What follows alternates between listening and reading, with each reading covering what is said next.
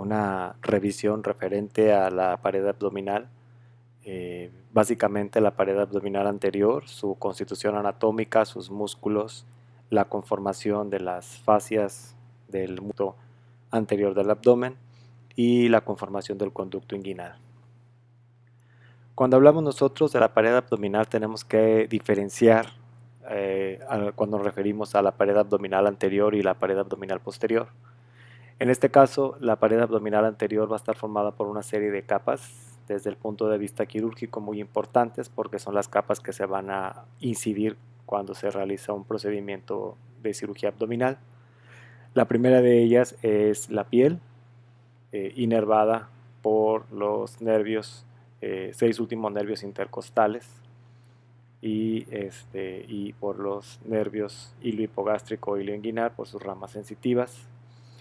Va a estar formada también por una fascia superficial, que es una fascia de dos tipos. La fascia que corresponde al tejido adiposo se denomina fascia de Camper, y la fascia de Scarpa pues es una capa membranosa profunda que cubre a la fascia siguiente, que es la fascia profunda, que cubre en sí a los músculos anchos del abdomen.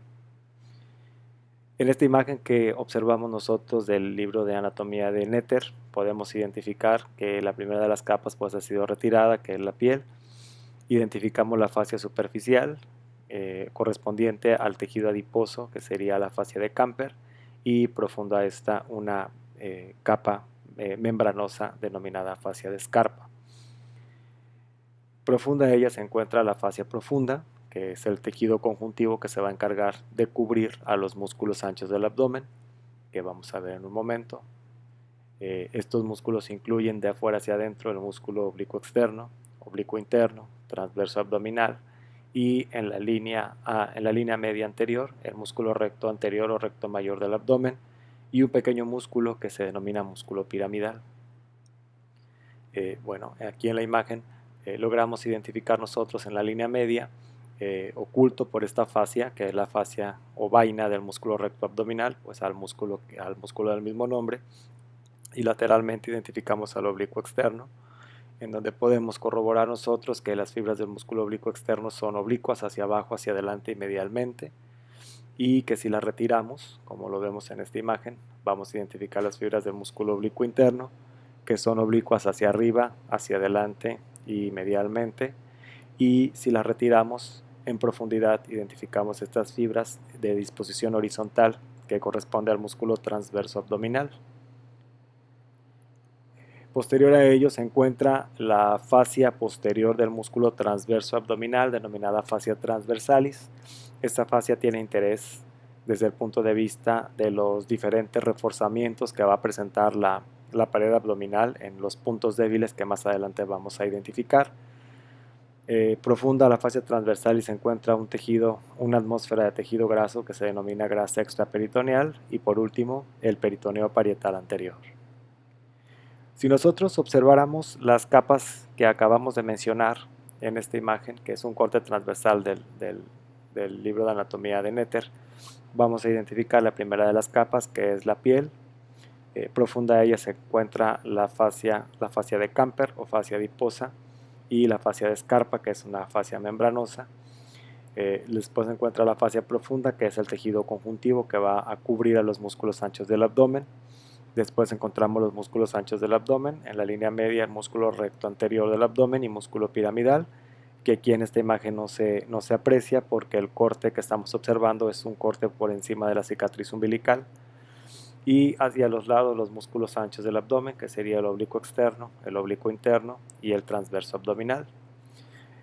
Profundo al músculo transverso abdominal vemos su fascia, que se denomina fascia transversalis, y vemos posteriormente la grasa extraperitoneal, y por último el peritoneo parietal anterior, que por arriba de la cicatriz umbilical pues se va a unir con el peritoneo parietal anterior del lado opuesto y van a formar el ligamento falciforme del hígado, que si nosotros observamos la siguiente imagen, que es un corte a nivel de la región infraumbilical o suprapúbica, pues ya no vamos a identificar ese ligamento, vamos a identificar nosotros este resto embrionario del conducto alantoideo que se denomina uraco, y los restos embrionarios de las arterias umbilicales cubiertas por peritoneo y formándose así estos pliegues de peritoneo, que sería el pliegue medial y los pliegues medios formados por los elementos que acabamos de mencionar.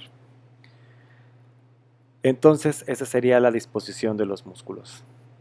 ¿A qué vamos a llamar nosotros pared abdominal posterior? Bueno, la pared abdominal posterior va a estar formada por la columna vertebral, que sería lo correspondiente a las 5 vértebras, lumbares, al cuerpo vertebral de estas 5 vértebras lumbares, separadas por su disco intervertebral y cubiertas anteriormente por el ligamento longitudinal anterior. Lateralmente se va a extender desde la 12ª costilla hasta la cresta ilíaca, sería desde la 12ª costilla hasta la cresta ilíaca, y el componente muscular de la pared abdominal posterior pues va a estar formada por la porción vertical del diafragma, el cual se origina de estos ligamentos que se denominan ligamentos arqueados, ligamento arqueado medial o arcada del psoas y ligamento arqueado lateral o arco del músculo cuadrado lumbar. El músculo cuadrado lumbar inserto en la cresta ilíaca, y lateralmente pues identificamos la fascia posterior del músculo transverso abdominal. Esto es lo que corresponde a la pared abdominal posterior. Esta pared abdominal posterior va a estar en contacto o en relación con órganos que se denominan órganos retroperitoneales, como lo serían los riñones, las glándulas suprarrenales, el uréter, el páncreas, el duodeno y el colon ascendente y colon descendente. Pero bueno, el objetivo de este video es hablar únicamente de los músculos de la pared abdominal anterior. Entonces vamos a comenzar con la descripción de los músculos. El primero de los músculos es el músculo recto anterior del abdomen o recto mayor del abdomen, que observamos en esta imagen del libro de anatomía de la Target, el cual va a tener sus orígenes en el cuerpo del pubis, entre la sínfisis del pubis y la espina del pubis. A partir de aquí el músculo va a describir fibras musculares en dirección vertical ascendente, las cuales van a estar interrumpidas por unas láminas tendinosas que de manera variable pueden ser 2 o 3, y de ellas la más constante es la que está ubicada a nivel de la cicatriz umbilical, y estas fibras musculares verticales van a terminar insertándose en los cartílagos costales por medio de 3 lengüetas, que sería una lengüeta medial inserta en el 7º cartílago costal, una lengüeta media inserta en el 6º cartílago costal y una lengüeta lateral inserta en el 5º cartílago costal. De esta forma, el músculo recto anterior del abdomen pues se fija y se extiende desde el pubis hasta los cartílagos costales 7º, 6º y 5º. Vemos que el músculo recto anterior del abdomen se va a encontrar unido al músculo del lado opuesto por una línea formada por el entrecruzamiento de la fascia de los músculos anchos del abdomen, que se va a denominar línea alba y que se va a extender desde la sínfisis del pubis hasta la apófisis sifoides del esternón, y al ser un elemento compuesto principalmente por fascia, pues representa un punto débil de la pared abdominal, sobre todo para la formación de hernias postincisionales. Lo interesante del músculo recto anterior del abdomen es que es un músculo que va a presentar una fascia con un componente, una vaina con un componente un poco complejo, la cual vamos a poder dividir en varias porciones. Una de ellas sería la porción torácica, otra sería la porción intercondral, otra sería la porción abdominal y por último la porción suprapúbica o inferior. Vamos a identificarlas aquí en la imagen del libro de anatomía de Netter. Sería la primera porción o porción torácica, sería la porción intercondral, que está aquí entre el cartílago costal común, va a ser la porción abdominal de la vaina y va a ser la porción suprapúbica o infraumbilical. ¿Cómo va a estar formada la vaina del músculo recto abdominal en la porción torácica? Bueno, va a estar formada en parte por la fascia del músculo oblicuo externo, que si nosotros observamos el músculo oblicuo externo tiene sus orígenes por medio de fibras carnosas y hacia adelante va a terminar formando una lámina poneurótica muy amplia, muy ancha. Bueno, la porción más superior de este músculo junto con la fascia del músculo pectoral mayor pues refuerzan hacia adelante la vaina del músculo recto anterior del abdomen, y hacia atrás en esta porción torácica va a estar formada por los espacios intercondrales. La porción intercondral, bueno, esta va a estar formada también por la aponeurosis del músculo oblicuo externo y por fibras del músculo transverso abdominal, que pues vamos a ver nosotros un poco más adelante, que va a tener sus orígenes en las seis últimas costillas. Y pues aquí observamos las fibras carnosas del músculo transverso abdominal que contribuyen a formar hacia atrás la vaina del músculo recto anterior del abdomen. En el caso de la porción abdominal la podemos observar muy bien aquí. La porción abdominal vemos que no tan solo el músculo oblicuo externo, sino también los otros dos músculos, el oblicuo interno y el transverso abdominal, hacia adelante van a terminar formando aponeurosis, de las cuales la aponeurosis del músculo oblicuo interno va a dividirse en contacto con el borde lateral del recto anterior del abdomen en una hoja anterior que pasa hacia adelante del músculo recto y una hoja posterior que pasa por detrás y que contribuye a la formación de la vaina del músculo recto anterior del abdomen, en donde la aponeurosis anterior del músculo oblicuo externo pues se adhiere a la hoja anterior de la fascia del oblicuo interno y la fascia del músculo transverso abdominal se une a la hoja posterior de la fascia del músculo oblicuo interno, formando de esta forma las dos caras de la vaina del músculo recto anterior del abdomen, y que bueno, al llegar a la línea media, estas fascias se van a entrecruzar al lado opuesto y se continúan con las del lado opuesto, y este entrecruzamiento va a formar la línea alba que ya habíamos mencionado nosotros, que representa un punto débil de la pared abdominal. En el caso de la porción suprapúbica o inferior, la fascia de los tres músculos van a contribuir a formar una línea que se va a denominar línea arcuata o línea arqueada de Douglas, en las cuales, si nosotros comparamos estas imágenes del libro de Netter, vamos a poder identificar que el corte es a nivel por arriba de la cicatriz umbilical, donde vemos la formación del ligamento falciforme del hígado, pero si hacemos un corte a nivel de la porción infraumbilical, nos vamos a dar cuenta que la fascia de los tres músculos anchos del abdomen pasa de manera abrupta hacia la cara anterior del músculo recto anterior del abdomen, dejando desprovista la cara posterior del músculo de un componente facial. Entonces la cara anterior pues tiene la fascia de los tres músculos anchos y la cara posterior solamente la vemos cubierta por fascia transversalis, que es la fascia profunda del músculo transverso abdominal. Si nosotros nos vamos a ver esta imagen del libro de Netter, vamos a poder identificar que aquí se seccionaron los músculos oblicuo externo y oblicuo interno. Identificamos la aponeurosis anterior de los dos músculos e identificamos en la porción abdominal la hoja anterior de la vaina del músculo recto anterior, y aquí, al estar seccionado el músculo recto anterior y rechazado, vemos su hoja posterior. Aquí todavía tiene hoja anterior y hoja posterior, pero ya cerca del pubis las hojas, las tres aponeurosis de los músculos anchos del abdomen pasan abruptamente por delante del músculo recto anterior del abdomen, dejando desprovista su cara posterior, como lo vemos aquí. Y ese paso de las fascias anteriores de los músculos anchos hacia la cara anterior del recto anterior del abdomen pues delimita una línea que se llama línea arqueada o línea de Douglas, de tal forma que lo que vemos nosotros aquí no es fascia, estamos viendo nosotros parte del peritoneo parietal anterior. Vamos a observar nosotros una imagen que corresponde a una vista posterior de la pared abdominal anterior, en donde identificamos nosotros la rama superior del pubis y la sínfisis del pubis, identificamos la línea alba e identificamos al músculo transverso abdominal.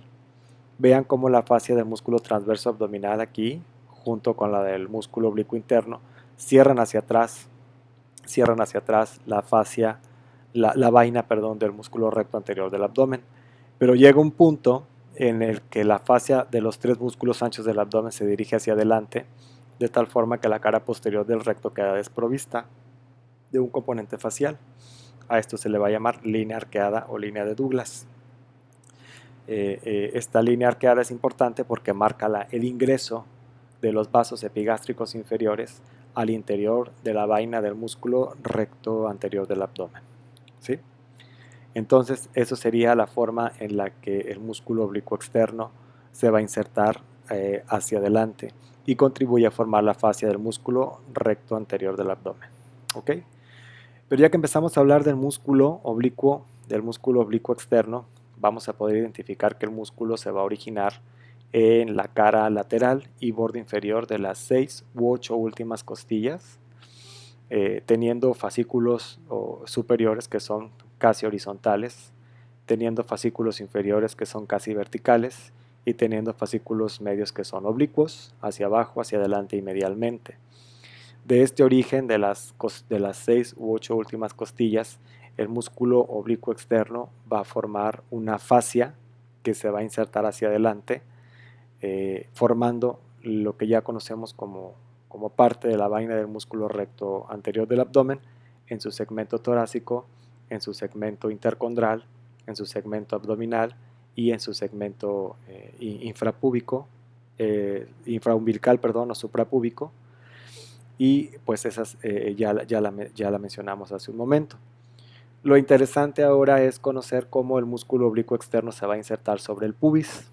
Y entonces aquí sobre el pubis, el oblicuo externo se va a insertar formando una serie de pilares que van a delimitar un anillo que se llama anillo inguinal superficial. Lo vemos en esta imagen del libro de la Target, en la cual observamos la inserción de un pilar que se denomina pilar externo, que se inserta sobre el cuerpo del pubis del mismo lado, un pilar interno que se cruza al lado opuesto y se inserta en el cuerpo del pubis del lado opuesto, un tercer pilar o pilar de Coles, que es posterior al pilar interno o pilar medial, y el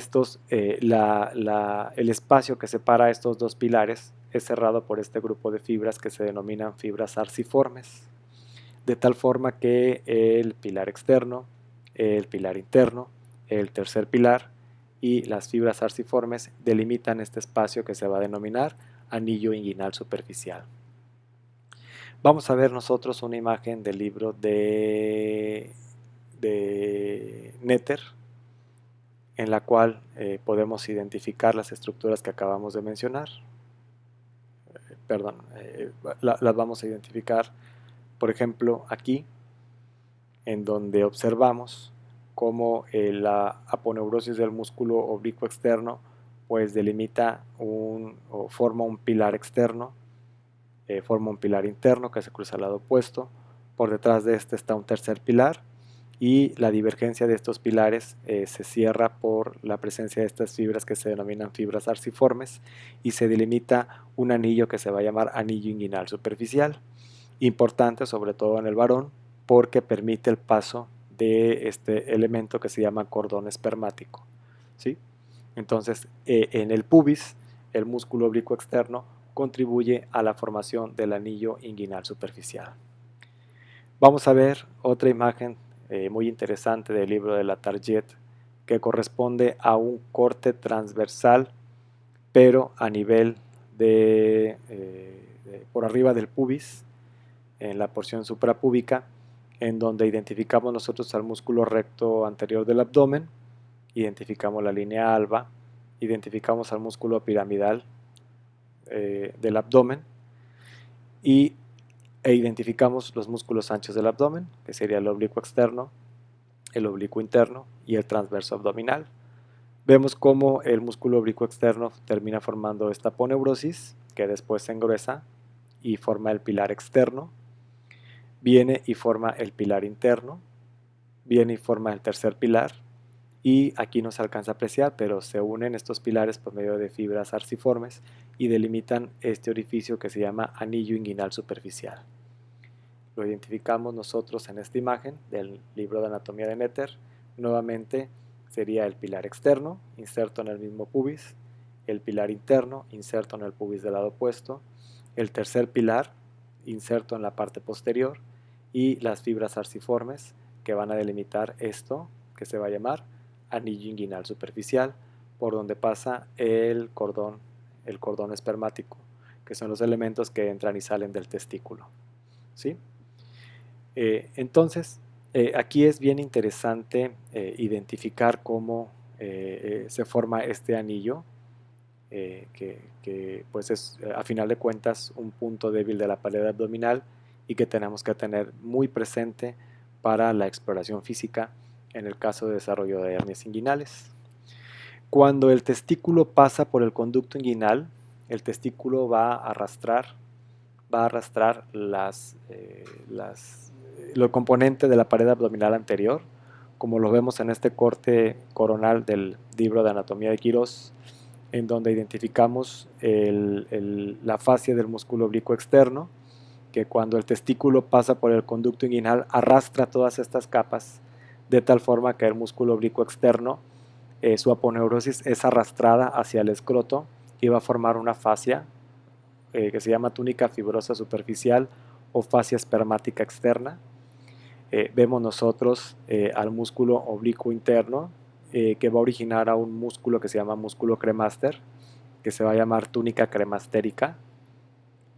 Vamos a poner un cuadrito donde se vean, músculo oblicuo interno forman el escroto, el cremaster, y en el cordón espermático la fascia cremastérica. El músculo oblicuo externo forma la fascia espermática externa, tanto en el escroto como en el cordón espermático. Y la fascia transversalis, la fascia del músculo transverso abdominal, que es esta de aquí, ingresa al escroto arrastrada por el testículo y va a formarnos esta túnica que se llama túnica fibrosa profunda o fascia espermática interna. ¿Sí? De igual forma es arrastrado el peritoneo. El peritoneo, al momento de que el testículo desciende a través del conducto inguinal y forma esta túnica denominada túnica vaginal. ¿Sí? Entonces vean aquí otro de los componentes de la pared abdominal, este tejido celuloadiposo que corresponde a la fascia superficial, que es la fascia de Camper y la fascia de Scarpa. Va a formarnos un músculo liso en el escroto que se va a llamar dartos. Y bueno, vean aquí la fascia superficial de la pared abdominal anterior, formando este músculo que ingresa a formar parte de las túnicas que corresponden al escroto y se va a denominar dartos. Entonces, el dartos corresponde a la fascia superficial, fascia de Camper y fascia de Scarpa. La fascia fibrosa superficial o fascia espermática externa corresponde al músculo oblicuo externo. La fascia cremastérica y músculo cremaster corresponde al músculo oblicuo interno. La fascia espermática interna o túnica fibrosa profunda corresponde a la fascia transversalis y la túnica vaginal corresponde al peritoneo. ¿Sí? Todos estos elementos, como ya lo mencionamos nosotros, son arrastrados por el testículo en el momento que desciende por el conducto inguinal y pues de esta forma se forma el escroto. Y bueno, también los elementos que van acompañando al testículo, como el conducto deferente, la arteria cremastérica, las venas testiculares del plexo pampiniforme y nervios autonómicos y linfáticos, pues también se revisten de estas tres capas provenientes de la pared abdominal y forman el cordón espermático. ¿Qué va a pasar con el músculo oblicuo externo lateral al pubis? Bueno, lateral al pubis, el músculo oblicuo externo se va a insertar de la espina del pubis, aquí lo tenemos, de la espina del pubis a la espina ilíaca anterosuperior. Este ligamento que se forma aquí, este espesamiento que se forma, se va a llamar ligamento inguinal. Entonces el ligamento inguinal es un espesamiento de la fascia del músculo oblicuo externo y se extiende de espina del pubis a espina ilíaca anterosuperior. Hay detalles importantes, sí. Vemos nosotros que la inserción de esta cintilla, que se llama cintilla hilopúbica, sobre la eminencia hilopúbica y desprendiéndose del ligamento inguinal, actúa como un tabique separando el borde anterior del coxal en dos porciones. Una porción lateral que se llama laguna muscular, donde se encuentra el músculo ilopsoas y el nervio femoral envuelto o dentro de la fascia del músculo ilopsoas, y medialmente se va a formar una región la cual se limita medialmente por este ligamento que se llama ligamento lacunar o ligamento de Gimbernat, dependiente del ligamento inguinal, y que a su vez este ligamento lacunar se prolonga sobre la cresta pectínea del pubis formando el ligamento pectíneo o ligamento de Cooper, y lateralmente pues la cintilla hilopúbica van a delimitar un anillo fibroso denominado anillo crural o anillo femoral. Es importante el anillo femoral, sí, porque vamos a identificar varios elementos, entre los cuales se encuentran elementos vasculares como la arteria femoral común, la vena femoral común, un espacio celuloso donde no hay nada y un ganglio linfático profundo o ganglio de Cloquet. Y bueno, este espacio celuloso es importante porque es cerrado por un septo denominado septo femoral, que es una dependencia de la fascia transversalis y que pues solamente es un tabique que lo separa de la cavidad abdominal, representando un punto débil de la pared abdominal para la formación de hernias femorales. Entonces, lateralmente a la cintilla hilopúbica y por ende al anillo femoral se encuentra la laguna muscular con los elementos que ya mencionamos, y llega el ligamento inguinal a insertarse sobre la espina ilíaca anterosuperior. Por último, el músculo oblicuo externo se va a insertar sobre el labio externo de la cresta ilíaca en sus 2/3 anteriores, y que corresponde pues a la inserción ilíaca del músculo. ¿Sí? Ok, profundo al músculo oblicuo externo se va a encontrar el músculo oblicuo interno, pero bueno, antes de hablar del oblicuo interno es bien importante identificar cómo entre el borde posterior del músculo oblicuo externo, entre la cresta ilíaca y el borde inferior del músculo dorsal ancho, se va a encontrar un triángulo que se llama triángulo de Jean-Louis Petit o triángulo lumbar inferior, muy importante porque representa un punto débil de la pared abdominal y un punto donde se forman hernias lumbares. Nuevamente recordándolo, entre el oblicuo externo, entre la cresta ilíaca y entre el dorsal ancho. Entonces ahora sí, vamos a hablar del músculo oblicuo interno. Del músculo oblicuo interno pues podemos mencionar nosotros que es un músculo, que va a tomar sus orígenes aquí, va a tomar sus orígenes en una fascia que se va a llamar fascia toracolumbar. Esa fascia toracolumbar vamos a identificarla nosotros aquí. Esto corresponde a un corte transversal a nivel de la región posterior, donde identificamos una vértebra lumbar e identificamos los 3 músculos anchos del abdomen, de los cuales vamos a diferenciar el músculo oblicuo interno, que es este de aquí, en donde su fascia toracolumbar, que representa su fascia de origen, sería esta, se va a insertar en las apófisis espinosas de las vértebras lumbares. ¿Sí? En la imagen que estábamos proyectando, que es esta imagen, alcanzamos a ver muy poco de esta fascia toracolumbar, pero bueno, hay que recordar que tiene sus orígenes en las apófisis espinosas de la región lumbar. Va también a tener sus orígenes en los 3/4 anteriores del intersticio que separa a los 2 labios de la cresta ilíaca, y se va a originar en la espina ilíaca anterosuperior y en el tercio lateral del ligamento inguinal, en donde desprende a este músculo, que es el músculo cremaster que mencionábamos, que ingresaba al escroto y formaba pues esta túnica cremastérica. A partir de aquí el músculo oblicuo interno se dirige hacia arriba y termina insertándose en las 3 últimas costillas y en el 10º cartílago costal. ¿Sí? Eso sería sus inserciones costales, eso sería hacia atrás. Hacia adelante el oblicuo interno termina formando una aponeurosis de la cual ya hablamos. Mencionábamos que el músculo oblicuo interno por arriba de la cicatriz umbilical va a terminar por división en una hoja anterior que se une con la aponeurosis del oblicuo externo y en una hoja posterior que se une con la aponeurosis del músculo transverso abdominal, y que cierran hacia adelante y hacia atrás la vaina del músculo recto anterior del abdomen, y en la línea media se entrecruzan para formar esta línea que se llama línea alba. No pasa lo mismo en la región infraumbilical, donde la aponeurosis de los 3 músculos pasan por delante del músculo recto anterior del abdomen y contribuyen a formar la línea arqueada de Douglas. ¿Sí? Hacia abajo el músculo oblicuo interno, va a pasar en puente por la cara superior del conducto inguinal y contribuye a formar parte de su pared superior, como lo vemos nosotros en la imagen del libro de anatomía de la Target, en donde vemos que las fibras carnosas del oblicuo interno junto con las fibras del músculo transverso abdominal, pasan por arriba del conducto inguinal, que lo vemos aquí, y forman su pared superior. Y la aponeurosis de los dos músculos se van a unir y van a formar el llamado tendón conjunto, que contribuye a formar parte de la pared posterior del conducto inguinal. Entonces esa sería la inserción del músculo oblicuo interno.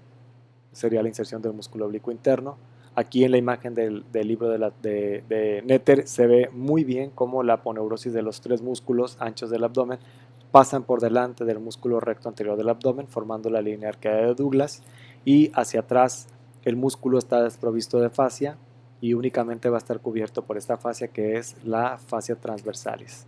Aquí identificamos la grasa extraperitoneal y el peritoneo parietal anterior, cubriendo a la arteria umbilical obliterada, formando este pliegue umbilical, y el uraco, que corresponde a un resto del conducto alantoideo que conecta el vértice de la vejiga con la cicatriz umbilical y forma este pliegue umbilical medial. ¿Sí?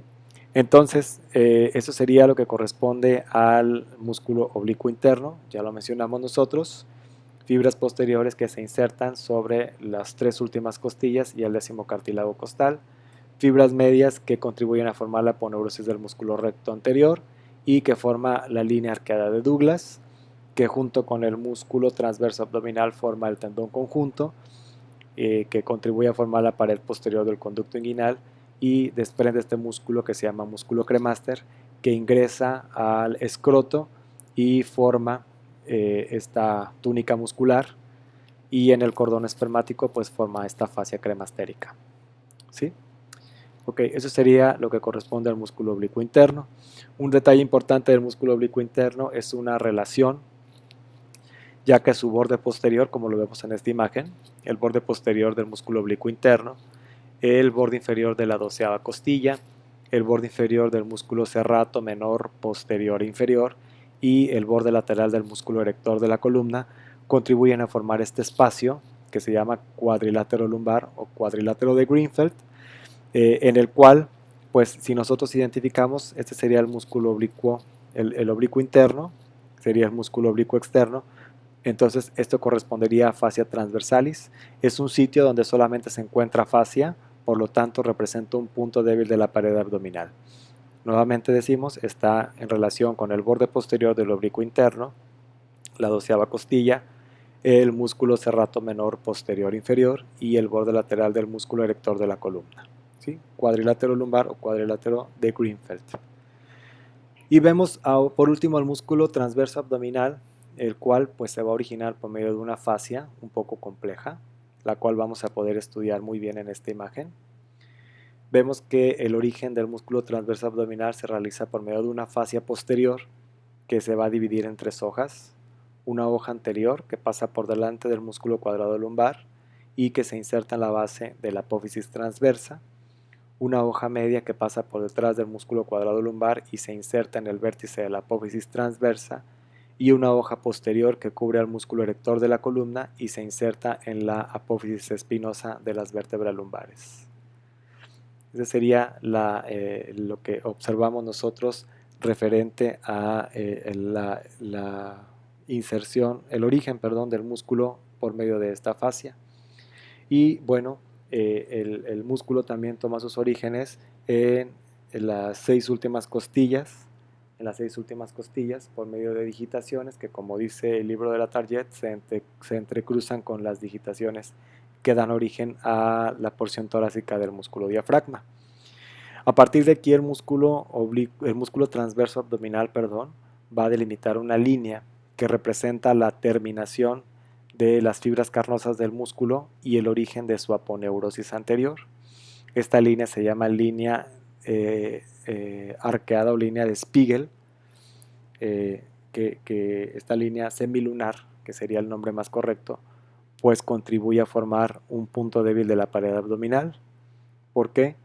Porque si nosotros observamos en esta imagen en la que se han retirado los músculos oblicuos, vemos cómo aquí solamente quedaría la aponeurosis anterior del músculo transverso abdominal y adelante pues los aponeurosis de los músculos oblicuos, y Esto sería un punto débil de la pared abdominal. Se le llama semiluna de Spiegel, formada lateralmente por la transición de las fibras carnosas y aponeuróticas del músculo transverso abdominal y medialmente por el borde lateral del músculo recto anterior o recto mayor del abdomen. Esta línea se llama semiluna de Spiegel, que corresponde a un punto débil de la pared abdominal. ¿Sí? Detalles importantes referentes a la aponeurosis del transverso abdominal, ya lo mencionamos, se une con la hoja posterior del oblicuo interno y cierra hacia atrás la vaina del músculo recto anterior, y en la línea media contribuye a formar la línea alba, contribuye a formar la línea arqueada de Douglas al pasar junto con la aponeurosis de estos dos músculos por delante del músculo recto anterior del abdomen. Su fascia profunda, que es la fascia transversalis, en el escroto contribuye a formar esta túnica que corresponde a la túnica fibrosa profunda o fascia espermática interna, tanto en el escroto como en el cordón espermático, y pues esta es lo que corresponde al músculo transverso abdominal, ¿sí? Hacia abajo ya lo habíamos mencionado, la unión con la aponeurosis del oblicuo interno contribuye a formar el tendón conjunto, que forma parte de la pared posterior del conducto inguinal, y el borde inferior de este músculo junto con el borde inferior del oblicuo interno forma la pared superior del conducto inguinal, ¿sí? Dentro de las formaciones de la fascia transversalis, que es la fascia profunda del músculo transverso abdominal, se encuentra una porción que corresponde a una porción fibrosa que va a formar una serie de reforzamientos. Entre los que se encuentran estos reforzamientos, uno de ellos se llama ligamento de Henle. Este ligamento de Henle es un ligamento que se desprende del borde lateral del músculo recto anterior del abdomen y que podemos identificar nosotros aquí en el corte transversal. Este ligamento es una dependencia de la fascia transversalis y que actúa como un reforzamiento para el conducto inguinal. Acuérdense, desprendido de los bordes laterales del músculo recto y dependencia de la fascia transversalis. Tenemos un ligamento que se llama ligamento de Hesselbach, el ligamento de Hesselbach y el ligamento de Little. Este ligamento de Hesselbach es un reforzamiento, son una serie de fibras de reforzamiento de la fascia transversalis que se encuentran laterales a la línea arqueada de Douglas, que sería esta de aquí, que bueno, en la imagen del libro de Netter se ve mejor, la línea arqueada de Douglas. Estas fibras de reforzamiento laterales, que bueno, se ven muy bien aquí. Estas fibras de reforzamiento laterales corresponden al ligamento de Hesselbach y que bueno, en esta vista posterior de la pared abdominal anterior vemos como estas fibras rodean al anillo inguinal profundo, que bueno, el anillo inguinal superficial ya lo mencionamos, referente a las inserciones púbicas del oblicuo externo, y estas ligamento de Hesselbach rodea y forma el anillo inguinal profundo y se continúa con el ligamento de Little, que cierra este anillo inguinal profundo, que bueno, miren, los podemos identificar muy bien aquí. Ese sería el ligamento de Hesselbach y rodea al anillo inguinal profundo, formando el ligamento de Little, los cuales cierran el anillo inguinal profundo.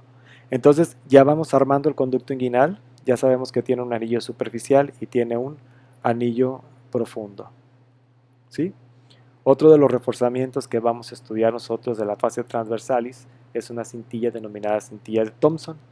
Y la cintilla de Thompson es importante para tomarse en cuenta en los sitios de reparación de las hernias inguinales, porque va a presentar las mismas inserciones que el ligamento inguinal.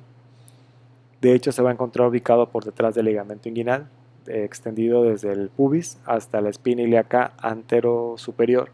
Y bueno, se encuentra, como les comento, ubicada por detrás del ligamento inguinal, recordando que el ligamento inguinal es dependencia del oblicuo externo y la cintilla de Thompson es dependencia de la fascia transversalis y es un reforzamiento del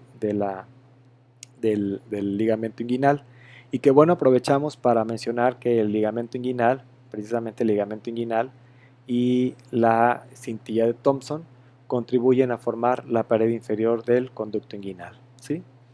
Si lo observamos nosotros en la imagen, perdón, si lo observamos nosotros en la imagen del libro de Netter, identificamos el ligamento o cintilla de Thomson y adelante el ligamento inguinal en esta vista posterior, en donde podemos observar que por arriba de ella se encuentra el anillo inguinal profundo, como lo mencionamos, formada por el ligamento de Hesselbach y el ligamento de Little, y hacia abajo de la cintilla de Thomson y del ligamento inguinal se encuentra la formación del anillo femoral, en donde el ligamento inguinal desprende este ligamento que se llama ligamento lacunar, prolongado por el ligamento pectíneo o ligamento de Cooper y lateralmente cerrado por la cintilla ilopúbica, ¿sí? Vemos aquí el pasaje de los vasos ilíacos externos.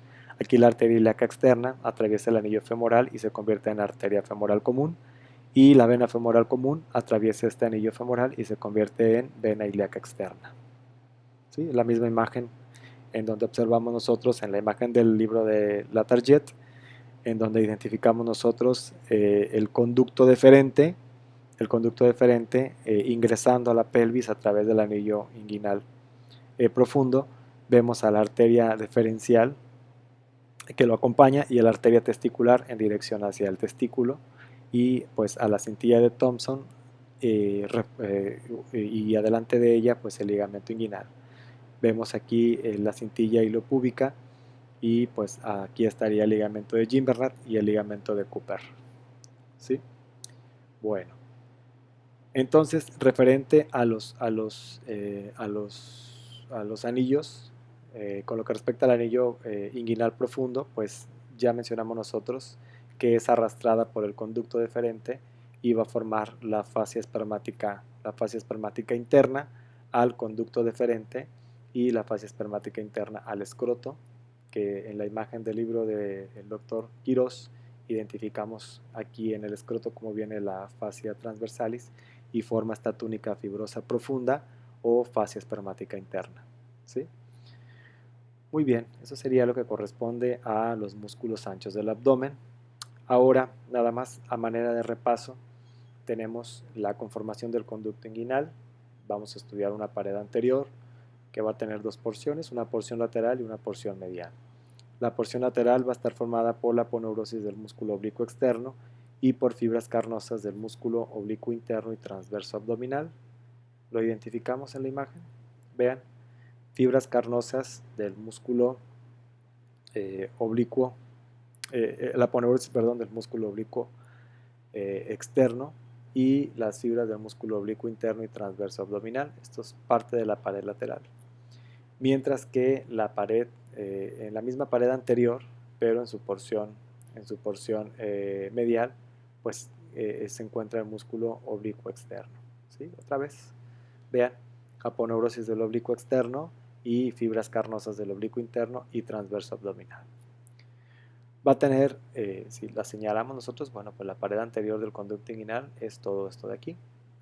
Ahora, la pared posterior del conducto inguinal la vamos a poder identificar, véala, extendida, número 1, del tercer pilar, del tendón conjunto, recordando que el tendón conjunto es la conjunción o la unión de la fascia del oblicuo interno y el transverso abdominal. Tenemos al ligamento de Henle, que es dependencia de la fascia transversalis, desprendido del borde lateral del recto, y los ligamentos de Hesselbach, prolongado por el ligamento de Little, y bueno, los identificamos en la imagen del libro de Latarjet. Sería la pared posterior formada por el tercer pilar, formada por el tendón conjunto, formada por el ligamento de Henle, formado por el ligamento de Hesselbach, prolongado lateralmente por el ligamento de Little, y bueno, de esta forma se constituye el anillo inguinal profundo, ¿sí? Esa sería la pared posterior del conducto inguinal. Vaya, nótese cómo la fascia transversalis está actuando, está formando estos espesamientos como el ligamento de Henle y el ligamento de Hesselbach y Little como reforzamientos para el conducto inguinal. Tenemos una pared inferior, ya lo mencionamos nosotros, formada por el ligamento inguinal, dependencia de la fascia del oblicuo externo, y reforzada por la cintilla de Thomson, que es una dependencia de la fascia transversalis, y podemos identificar que por arriba de estos dos elementos se encuentra el conducto inguinal y el anillo inguinal profundo, y por debajo se encuentra el anillo femoral. Va a tener una pared superior formada por el borde inferior de los músculos oblicuo interno y transverso abdominal, que pasan pues por arriba del conducto inguinal formando su pared superior, y sus aponeurosis anteriores se unen y forman al tendón conjunto ubicado en la pared posterior del conducto inguinal. Tenemos los anillos inguinales, los anillos del conducto inguinal, del anillo inguinal superficial, dependencias de la fascia del oblicuo externo, y el anillo inguinal profundo, dependencias de la fascia transversalis. Tenemos los pilares y fibras arciformes, tenemos al ligamento de Hesselbach-Little y parte de la fascia transversalis que se invagina al conducto inguinal y forma la fascia espermática interna del conducto deferente y la fascia espermática interna del escroto. ¿Sí? Identificamos nada más, ya para terminar, el pilar externo o pilar lateral, pilar interno, pilar medial, tercer pilar y fibras arciformes, anillo inguinal superficial, ligamento de Hesselbach, ligamento de Little, anillo inguinal profundo y las invaginaciones de la fascia transversalis para formar la fascia espermática interna del conducto deferente y la fascia espermática interna del escroto. ¿Ok?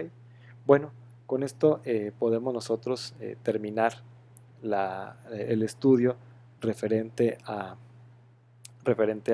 los músculos de la pared abdominal, sus principales formaciones faciales y algunos puntos débiles de la pared abdominal.